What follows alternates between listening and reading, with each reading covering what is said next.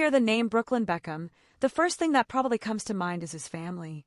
Being the son of David Beckham, one of the most iconic footballers of all time, and Victoria Beckham, a global fashion icon, means Brooklyn was born into the spotlight. From the moment he was a kid, cameras followed him, people talked about him, and the world seemed to already have opinions about who he was supposed to become. How do you figure out who you really are when everyone else thinks they already know you? That kind of pressure can be overwhelming for anyone.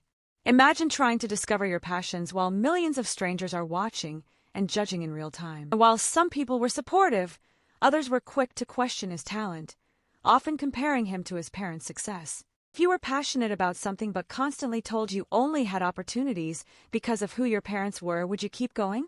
Brooklyn didn't stop at photography. Over time, he explored different creative outlets, including fashion and food. Some saw this as him trying to find himself, while others criticized him for changing paths too often. But isn't that something most people do, especially when they're young? How many of us truly know what we want to do for the rest of our lives at 18 or even 25? And why do we expect someone in the public eye to have it all figured out when most of us don't?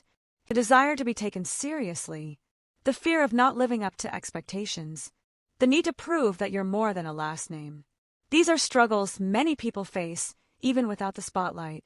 Despite the criticism and constant attention, Brooklyn continues to explore, learn, and evolve.